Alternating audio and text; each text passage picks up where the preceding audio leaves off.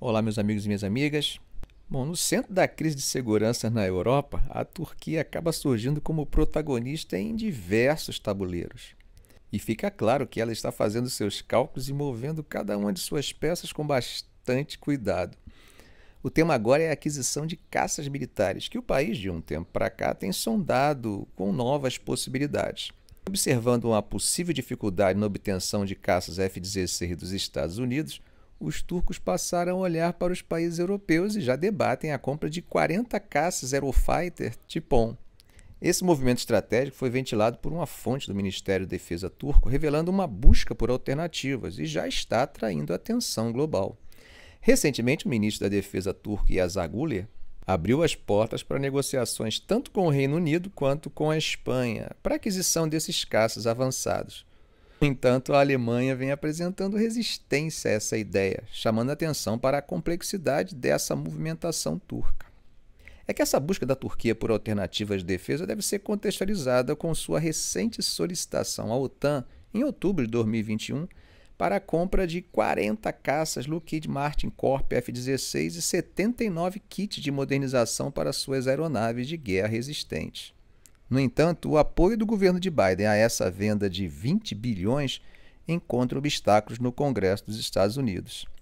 As preocupações com o atraso da Turquia na ampliação da OTAN e questões de direitos humanos têm gerado debates intensos, complicando o cenário e as possíveis negociações. Percebe o que eu quis dizer com múltiplos tabuleiros? A complexidade desse panorama internacional acaba se intensificando com a recente comunicação da Turquia à OTAN, conforme comentei em um vídeo essa semana, informando que a ratificação da candidatura da Suécia não será concluída na próxima reunião dos ministros das Relações Exteriores da Aliança. Essa decisão torna ainda mais complexa a já intricada situação, adicionando mais variáveis ao tabuleiro geopolítico. Veja o que diz o analista de defesa Tayfun Özberk. As forças aéreas turcas precisam de novas aeronaves. Nossa primeira escolha são os F-16.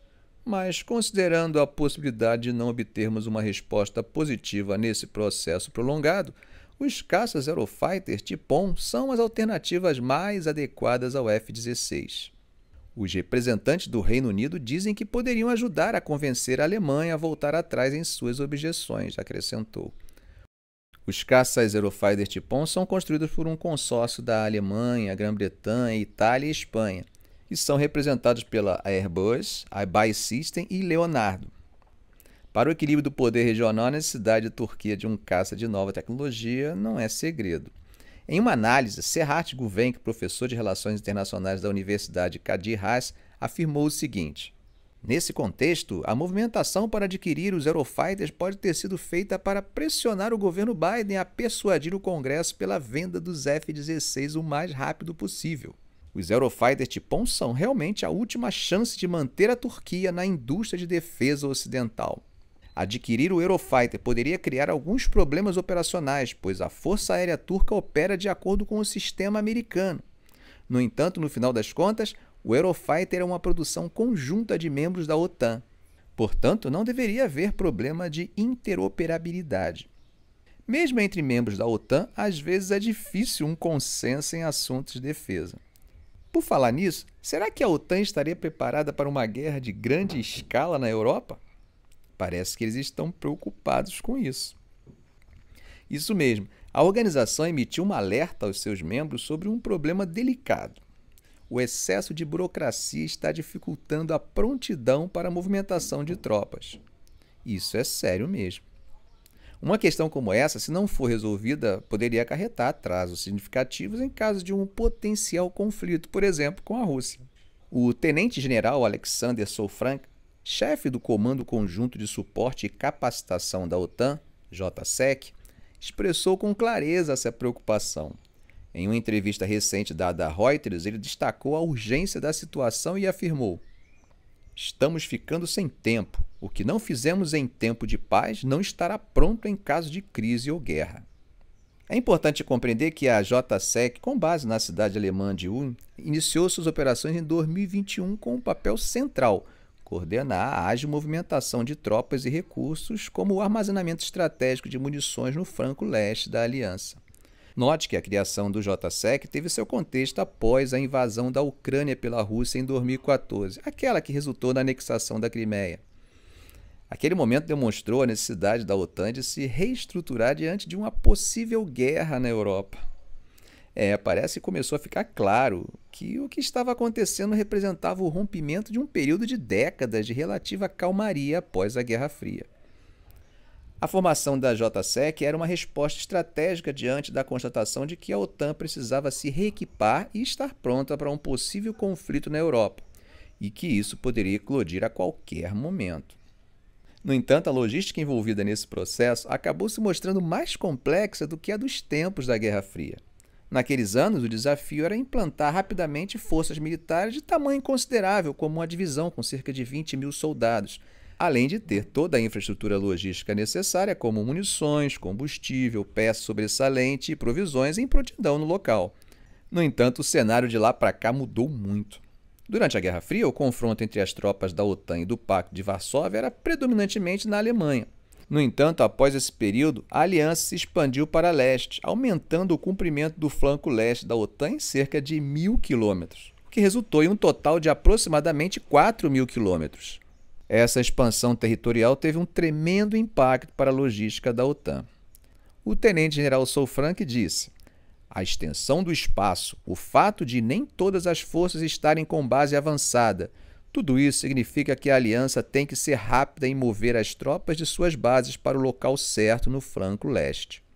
No auge da guerra da Ucrânia, a Rússia disparou 50 mil projéteis de artilharia por dia. Essas rodadas têm que chegar aos obuseiros. Portanto, você tem que criar armazéns para munição, combustível, peças sobressalentes e provisões." Só que hoje não há essa mobilidade toda.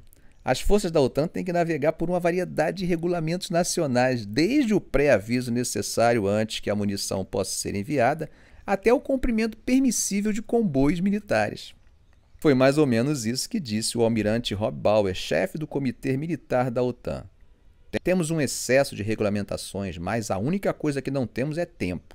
A guerra da Rússia contra a Ucrânia provou ser uma guerra de desgaste, e uma guerra de desgaste é uma batalha logística." Para Souffrank, o que ele gostaria de ver era um Schengen militar, uma área de livre passagem militar semelhante à zona Schengen política que permite a livre circulação na maior parte da União Europeia. Se vocês quiserem entender um pouco sobre o espaço Schengen, o canal tem um vídeo específico falando sobre ele. Bom, o oficial ainda fala sobre a imagem que isso pode dar ao inimigo. A OTAN não deve provocar um erro de cálculo no Kremlin, dando a impressão de que Moscou possa ter uma chance de vencer porque a aliança não está preparada. Precisamos estar à frente da curva. Temos que preparar o teatro bem antes que o artigo 5º tenha sido invocado. Parece que o número cada vez maior de membros, ao mesmo tempo que pode passar a ideia de força, também aumenta os desafios e pressiona os países a relativizarem suas soberanias. Me parece uma situação bastante complexa, principalmente quando as tropas podem ser formadas por exércitos de estados tão heterogêneos quanto França e Turquia, Canadá e Hungria. Atravessando o Mediterrâneo, vamos dar uma espiada no conflito em Israel. O exército israelense mostrou um túnel reforçado próximo ao hospital Al-Shifa em Gaza na quarta-feira. Esse túnel estava equipado com banheiro, cozinha e uma sala de reuniões com ar-condicionado e, segundo o exército, teria sido usado como posto de comando pelos combatentes do Hamas. A entrada do túnel, com cerca de 2 metros de altura, era acessada por uma escada externa localizada nos terrenos do complexo hospitalar.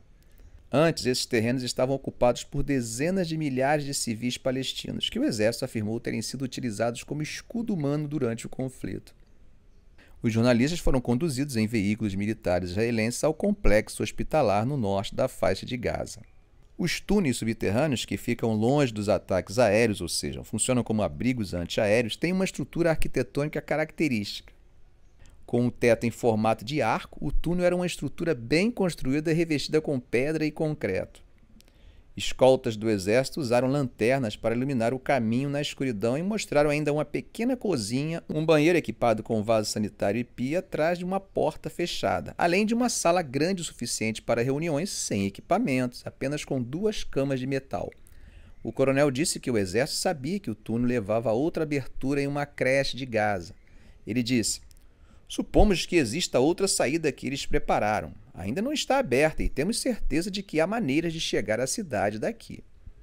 Israel tem enfrentado pesadas críticas internacionais por sua campanha em Gaza, incluindo seus ataques a Shifa, maior hospital do enclave. Imagens de idosos, mulheres, crianças e bebês prematuros chocaram a opinião pública. Alguns desses bebês prematuros não resistiram diante dos cortes de energia e do caos gerado pelo ataque de Israel ao hospital. Autoridades dizem que Israel já matou cerca de 13 mil pessoas no território desde o ataque do Hamas a Israel em 7 de outubro, no qual Israel diz que 1.200 pessoas foram mortas e 240 levadas como reféns.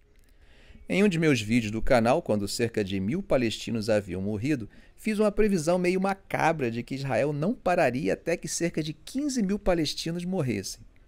Naquele vídeo mostrei gráficos dos conflitos anteriores em que o número de mortes de palestinos sempre estiveram em torno de 10 vezes o número de mortes de israelenses. Bom, o porta-voz da Marinha, contra-almirante Daniel Hagari, disse que o corpo de uma refém, Noah Marciano, de 19 anos, havia sido recuperado pelo exército do lado de fora de uma clínica médica nas proximidades. O Hamas havia divulgado anteriormente um vídeo dizendo que ela havia morrido em um ataque aéreo israelense. Ainda não foi possível averiguar se realmente foram os próprios ataques israelenses responsáveis por sua morte. Bom, mas e a Rússia? Como ela estaria se envolvendo nessa crise do Oriente Médio? As relações da Rússia com o Oriente Médio e também com Israel são profundas e extremamente complexas. Antes desse conflito, eu já havia gravado um vídeo falando sobre essas relações. Veja esse pequeno trecho para vocês terem uma pequena noção sobre o tema. A imigração de judeus russos para Israel após a dissolução soviética foi de quase 1 milhão de indivíduos. Isso sem contar os quase 200 mil que já viviam no país desde as ondas migratórias de 1960 e 1970. Jornais, emissoras de rádio e televisão acabam se somando às fachadas de lojas que não raro dividem o hebraico com caracteres do alfabeto siríaco. Mas para além de aspectos culturais e econômicos, os imigrantes russos e seus descendentes possuem partidos políticos, que, é claro, defendem os seus interesses no parlamento de Israel. Por falar em política, cerca de 12% dos eleitores em Israel são falantes de russo. Pois a coisa parece que está se tornando mais tensa, ou ao menos é o que alega os Estados Unidos. A Casa Branca divulgou recentemente o que seria informação de inteligência de que a organização mercenária russa Grupo Wagner estava se preparando para fornecer uma capacidade de defesa aérea para o Hezbollah. A inteligência americana dessa vez não especificou de onde o sistema de mísseis estaria vindo, mas disse que o Grupo Wagner havia recebido a tarefa de realizar a entrega de um sistema de mísseis superfície-ar SA-22 da Síria para o Grupo Hezbollah no Líbano, que, como sabemos, é apoiado pelo Irã. Como vocês viram em meu vídeo, o presidente sírio Bashar al-Assad é o grande protegido da Rússia. E, ao que parece, ele mesmo teria concordado em fornecer ao Hezbollah o sistema de defesa antimísseis de fabricação russa, conhecido como Pansir. E isso segundo informações que teriam sido dadas por fontes à CNN no mês passado. Note que eu uso o teria, uma vez que, como as fontes não são reveladas pela imprensa, as informações não podem ser consideradas totalmente factual, ou seja, inquestionável. John Kirby afirmou que os Estados Unidos estão monitorando a possibilidade de o Wagner fornecer equipamentos militares ao Hezbollah ou ao Irã. Vejam o que ele disse sobre essa possibilidade. Estamos preparados para usar nossas autoridades de sanções antiterrorismo contra indivíduos ou entidades russos que façam essas transferências desestabilizadoras. Bom, o papel da Rússia em dirigir a transferência de um sistema de defesa aérea para o Hezbollah demonstra o contínuo relacionamento de armas de Moscou com o Irã e seus proxies, que, como temos observado nos vídeos do canal, vem se fortalecendo desde que a Rússia invadiu a Ucrânia em fevereiro de 2022. Nessa semana mesmo, falamos sobre o fornecimento de mísseis balísticos iranianos aos russos, e isso tem preocupado os Estados Unidos. A presença russa na Síria não é coisa nova, assim como a de seu principal proxy, o Grupo Wagner, e do Hezbollah. A atuação deles lado a lado com forças armadas russas e sírias buscam reforçar o regime de Assad contra a oposição síria. O Hezbollah começou a retirar seus combatentes nos últimos anos, mas o grupo também é apoiado pelo Irã, aliado próximo de Assad. Imagine como é preocupante a possibilidade de que o Hezbollah tenha um novo sistema de defesa aérea. Isso tudo no contexto em que se cogitam a possibilidade de que os militantes estejam considerando abrir uma nova frente na guerra de Israel contra o Hamas, na fronteira norte de Israel com o Líbano. A comunidade de inteligência dos Estados Unidos avalia que o Irã tem calibrado sua resposta à intervenção militar de Israel em Gaza. Isso é para evitar um conflito direto com Israel ou com os Estados Unidos, mas ao mesmo tempo ele faz uso de seus grupos proxy como o Hezbollah. O grande problema é que o Irã talvez não tenha controle total sobre todos esses grupos, em particular sobre o Hezbollah, muito embora o grupo tenha uma hierarquia super rígida e centralizada. Ficamos por aqui. Se esse vídeo foi útil para você, faça um comentário, compartilhe em suas redes sociais, dê um like. E é claro, se ainda não for inscrito, inscreva-se no canal e ative o sininho. Ok, gente? Um grande abraço do professor Arão Alves.